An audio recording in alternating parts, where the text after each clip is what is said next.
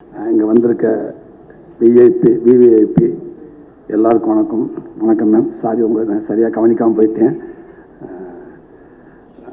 ரொம்ப மகிழ்ச்சியாக இருக்குது. இங்கே படம் பார்த்துட்டு நிறையா பேர் பேசினாங்க. நானும் படம் பார்த்தேன். அவங்களோட ஒரு 2 மாதத்துக்கு முன்னாடி பார்த்தேன்.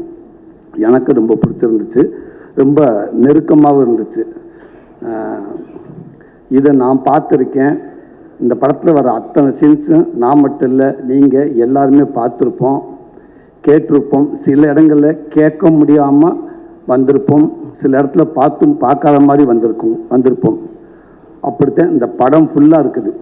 எங்கேயாவது ஒரு சில இடத்துல சொல்கிற விஷயத்த கொஞ்சோன்னு வேணால் கொஞ்சம் சினிமாத்தனம் கொஞ்சம் இருக்கும் இல்லையா, அங்கங்கே சின்னதாக இருக்கும் இல்லையா. மற்றபடி இது இங்கே நடக்கலை, இது இங்கே நான் பார்க்கல அப்படின்னு யாருமே இந்த படத்தை சொல்ல முடியாது. எல்லாருமே ரொம்ப ஈஸியாக கனெக்ட் ஆகுங்கிற நம்பிக்கை எனக்கு நிறையாவே இருக்குது. ஏன்னா படம் ஃபுல்லாக அவளை சிரிக்க வச்சுருக்காங்க, அவளை கலலப்பாக வச்சுருக்காங்க படத்தை. அங்கங்கே நல்ல ஊமை குத்தா 2 குத்தா குத்துறாங்க. அது நாம தான் புரிஞ்சுக்கிறணும். அப்படி தான் இருக்குது. ஒரு பெண்ணு தனக்கான உரிமையை எப்படி எடுத்துக்கிறேன்னா, ஒரு பெண்ணை யார் அவன் நினச்சா என்ன வேண்டாலும் பண்ணுவா அப்படின்னு பக்கமாக பஞ்சு டைலாக்லாம் பேசாமல் சூப்பராக நடித்து காட்டிட்டாங்க எல்லாருமே. ஒத்த உசுறு மொத்த குடும்பத்தை ஒரு ஆலமர வேறு மாதிரி எப்படி தாங்கி நிற்கிது, அன்புன்னா என்ன, மரியாதைன்னா என்ன அப்படின்றத இதுக்கு மேலே சொல்லவே முடியாது. அவ்வளோ அழகாக சொல்லிட்டாங்க. எனக்கு இதை பார்க்குறப்ப எனக்கு எங்கள் அம்மா ஞாபகம் வந்துச்சு. இதுக்குள்ளே எங்கள் அம்மா அவ்வளோ இருக்குது. எங்கள் சின்ன வயசில் எங்கள் அம்மா மேடம் மாதிரி கொடுக்குற இடத்துல இருந்துச்சு. அப்புறம் எங்கள் அப்பான்னா எங்கள் அம்மா ப்ரொமோஷன் ஆகி வாங்குகிற இடத்துக்கு வந்துருச்சு. அப்புறம் ரொம்ப நாள் வாங்கிட்டு இருந்துச்சு. இப்போ இந்த படத்தை பார்க்குறப்ப அந்த தாய்க்கிழவி வர்றப்ப அங்கே உள்ள என்ன நடக்குமோ அதே தான் எங்கள் வீட்லையும் நடந்துச்சு. டக்குன்னு அங்கேருந்து எங்கள் அம்மா சொல்லுவாங்க, பக்கத்து வீட்டில் அத்தை வீட்டில் போய் சாம்பார் வாங்கிட்டு வரான்னு சொல்லுவாங்க. சாம்பார் வாங்க போவேன். அத்தை அம்மா சாம்பார் வாங்கிட்டு வர சொன்னாங்க, பாத்திரத்தை கொடுப்பு அப்படின்னு வாங்கினவங்க டக்குன்னு பாத்திரத்தை போட்டு எழுத்து மாதிரி உள்ளே போய் ஒழிஞ்சுக்கிடுவாங்க. ஏன்டா அந்த வட்டி கொடுத்தவங்க வந்துடுவாங்க. வந்தோடனே அவனு என் ஃப்ரெண்டு நிற்பேன், எங்கடா அவங்க அம்மான்னு அவங்க கேட்க, இவன் இல்லை எங்கள் அம்மா இல்லைன்னு சொல்லுவேன். நான் அவங்கள பார்த்த மாதிரியே நிற்பேன். அத்தை இருக்காங்க, அம்மா இல்லை, அத்தை இருக்காங்க, அது அம்மா இல்லை, அத்தை இருக்காங்க, அத்தை அம்மா சாம்பார் வாங்கிட்டு வர சொன்னாங்க, அத்தை அம்மா சாம்பார் வாங்கிட்டு வர சொன்னாங்க. அந்த அம்மா அப்படியே நின்றுக்கிட்டே இருக்கும். அவங்க என்னமோ என் நேரம் காலமோ தெரியல, கொடுத்துட்டு இப்படி வாங்க முடியாமல் போகிறேன் அப்படின்னு சொல்லிட்டு போயிடுவாங்க. இப்போ நான் எங்கள் வீட்டுக்கு போனேன், எங்கள் அம்மா அங்கே இருக்காது. சாம்பார் வாங்கிட்டு வர சொன்னேன் எங்கள் அம்மா இல்லை. எங்கள் அம்மான்னு பார்த்தா அதே மாதிரி எங்கள் அம்மா உட்காந்து இப்போ இவங்க இங்கே நிற்கிறாங்க. அந்த பவுன் தான் இப்போ எங்கள் வீட்டில் நிற்கும். இப்போ எங்கள் அம்மா அந்த நெல் பானை கடையில் போய் உட்காந்துருக்கேன். அம்மா இப்போ கரெக்டாக என் ஃப்ரெண்டு அங்கே வருவேன், எங்கடா உங்கள் அம்மா, நான் எங்கள் அம்மா இல்லைன்னுவேன். அவன் அத்தை இருக்காங்க, அம்மா இல்லை, அத்தை இருக்காங்க, அம்மா இல்லை, அத்தை இருக்காங்க, கொஞ்சம் பேசிட்டு போயிடுவாங்க. இப்படி பல நாள் பல பானைக்கு நடுவில் ஒளிஞ்சிருந்து அவங்க வர்றப்ப அவங்க பதறத, அவங்க போராடி அதே மீறி அந்த வாழ்க்கையை எப்படி மீட்டு எடுத்துகிட்டு வராங்கன்றத பல தாய்மார்களை இந்த மேடம் மூலமாக நான் பார்த்துருக்கேன். இப்படி படத்தை கொடுத்ததுக்கு உண்மைக்கு ரொம்ப சந்தோஷம். எல்லா விதத்திலும் எல்லாருமே படம் பார்த்துட்டோம். கண்டிப்பாக இந்த படத்தை யாருமே தவற விடாதீங்க. தம்பி சிவகுமார் ஒரு அற்புதமான ஒரு வார்த்தை சொன்னேன். உண்மைக்கு இந்த கிழவிகள் முன்னாடி 100-150 பேர் இருப்பாங்க. எங்கள் அப்பா அம்மாருக்கு அம்மாச்சிமாருக்கு இன்றைக்கி 150 100 ஆகி 175 ஆகி 60 ஆகி 30 ஆகி இப்போ என்ற மாதிரி இருக்குது. ஊருக்கு 2 பேரை கூட்டிகிட்டு வராங்க.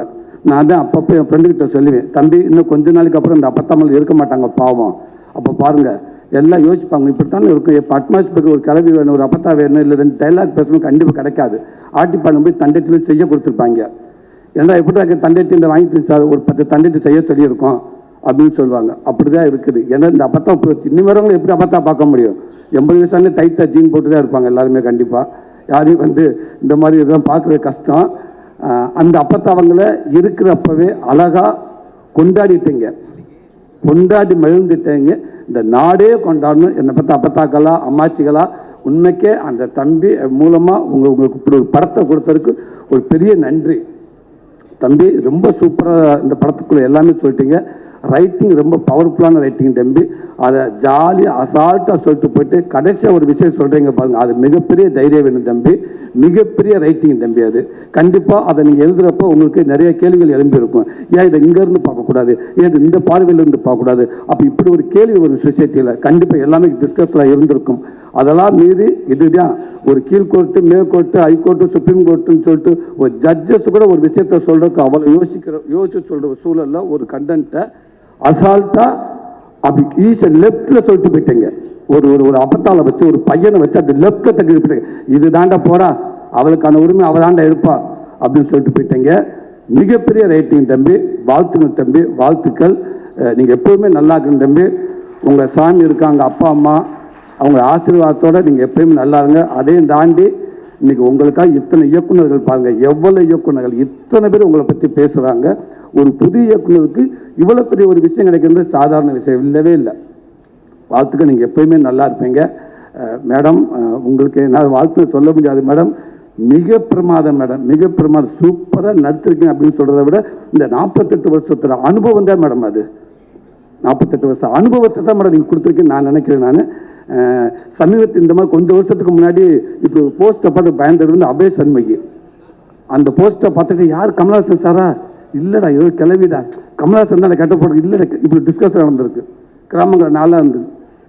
அதுக்கப்புறம் எனக்கு சமீபத்தில் இந்த போஸ்ட்டை பார்த்துட்டு ராதியா மேடம் தானா, இல்லைங்க ராதியா மேடம் அப்படின்ற அளவுக்கு அப்படி ஒரு கெட்டப் யார் வேண்டாலும் மேக்கப் போட்டுடலாம் மேடம். ஆனால் அந்த மேக்கப்புக்கு உண்மையாக நடிக்கிறது ரொம்ப கடினம் மேடம்.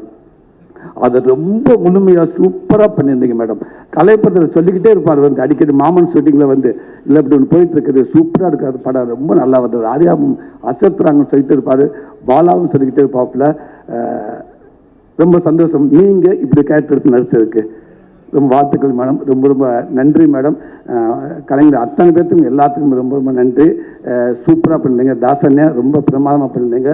முத்துக்குமார் பங்காளி ரொம்ப நல்லா நடிச்சிருந்தீங்க. பாலா தம்பி, அன்பு தம்பி, ஏமா ஓடிகிறேன் நான், ரொம்ப சூப்பராக பண்ணீங்க. அன்பு தங்கச்சி, கொட்டிக்காலி டீம் எல்லாத்துக்கும் வாழ்த்துக்கள். மிக சிறப்பாக பண்ணீங்க. நீங்கள் மட்டும் இல்லை, இன்னும் பல ஆர்டிஸ்ட் நீங்கள் உருவாக்கிட்டு இருக்கீங்கன்னு நான் நினைக்கிறேன். கண்டிப்பாக அதுக்கான மேடையை தான் அந்த மேடையாக இருக்குன்னு நம்புகிறேன் நான். உங்களுக்கும் எல்லாத்துக்கும் வாழ்த்துக்கள். அந்த டைரக்டர் டீம் அத்தனை பேருக்கும், கேமராமேன் டீம் அத்தனை பேர்த்துக்கு வாழ்த்துக்கள். அப்பப்போ அண்ணே நான் நடிக்கிற படங்களில் எல்லாத்தையும் நான் திணிக்க முடியாதுங்க. வேற ஒரு இயக்குனர், வேற ஒரு ப்ரொடக்ஷனில் இந்த படம் என் படம் சொசைட்டிக்கு ஏதாவது ஒரு வகையில் பிரயோஜனமாக இருக்கணும் அப்படித்தானே நான் நினைக்கிறேன். நான் ரொம்ப திணிக்க முடியாதுண்ணே. ஆனால் நான் எடுக்கிற படங்களை கண்டிப்பாக நான் எப்படியும் நான் சொசைட்டிக்கு ஒரு படமாக இருக்கணும், யாருக்கெல்லாம் அந்த படம் பிரயோஜனமாக இருக்கணும் நான் நினைக்க என்னால் உருவாக்க முடியுமுன்னே. அப்படி தான் இந்த எஸ்கே ப்ரொடக்ஷன் நான் ஒவ்வொரு படமும் நான் பார்த்துக்கிட்டே வரேன். கண்டிப்பாக கொஞ்ச நாளைக்கு அப்புறம் திரும்பி பார்க்கப்ப, நாளைக்கு என் பிள்ளை இருக்கப்ப எங்கள் அப்பா எங்கள் கம்பெனியில் என்ன படம் பண்ணான்னு ஆணித்தனமாக நெஞ்ச நிமித்தி சொல்லணும். எங்கள் கம்பெனியில் இப்படி படங்கள் தாண்டா நாங்கள் எடுத்தோம், எங்கள் அப்பா இப்படி தான் படம் எடுத்தார் அப்படின்னு சொன்னால் அதை உருவாக்கிட்டு இருக்க தம்பி. இன்னும் பல தலைமுறை ஈரா சரவணன் என்ன சொல்கிற மாதிரி இன்னும் பல தலைமுறைக்கு இந்த பேர் எடுத்துகிட்டு போயிட்டே இருப்பாங்க தம்பி. இந்த எஸ்கேன்ற பேர் அவளை ஈஸியாக லேசாக கூட மங்கள கூட ஆகாது தம்பி. அது இது பிரகாசமாக ஆகிட்டு போயிட்டே இருக்குன்னு தம்பி. அதுக்கு அத்தனை பேர் இருப்பாங்கன்னு நினைக்கிறேன் தம்பி. இந்த படம் மக்கள் மத்தியில் போய் பெருசாக சேரணும்னு நினைக்கிறேன். நான் எங்கள் அம்மாட்ட சொல்லிட்டு வந்திருக்கேன், இந்த படத்தை என் குடும்பம் எல்லாமே கண்டிப்பாக ஒரு ஷோ போனாலும் பேலன்ஸ் 10 பேராது இருப்பாங்க எங்கள் வீட்டில்.